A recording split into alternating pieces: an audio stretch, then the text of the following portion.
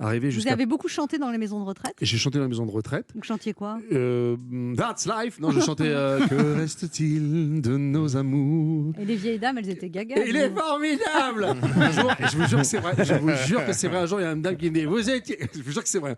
En répétition, dans la maison de retraite, bon, les petites dames perdaient un peu la tête. Et un jour, elle me dit vous étiez où hier?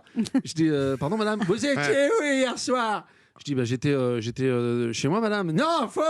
Vous m'avez violé. Elle hurlait la petite dame. Vous m'avez violé. Et donc, Madame Chemin, calmez-vous et tout.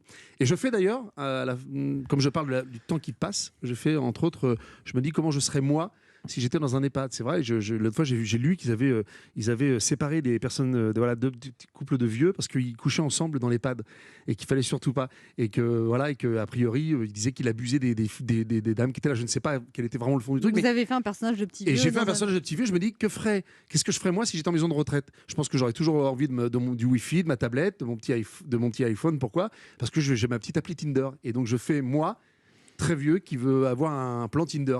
Et ça part en catastrophe. Mais ça, c'est des personnages, par exemple, que j'aime. Donc il y a beaucoup de personnages aussi. C'est pas du stand-up uniquement. Non, pas du stand-up uniquement. Je garde les personnages parce que, bon, déjà, j'aime ça.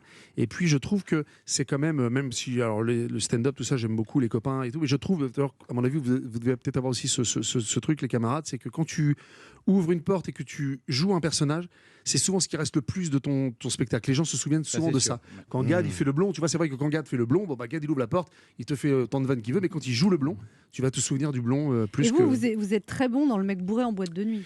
Moi, j'ai fait sa première partie à Carpentras. Il est très bon, effectivement. Non, mais vous le jouez parfaitement, le mec qui.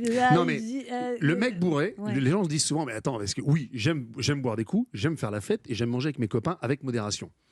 Mais pas là ce soir, la modération. Alors il y avait toi, moi, c'est pas modération. Mais en revanche, quand j'ai toujours aimé le milieu de la nuit, c'est vrai, j'aime sortir et tout, et je me souviens de regarder des mecs, c'est la base de notre métier d'observer, de voir des mecs qui avaient des moments de blanc, qui passaient 1 heure sur une meuf à la regarder, qui lui faisaient des signes.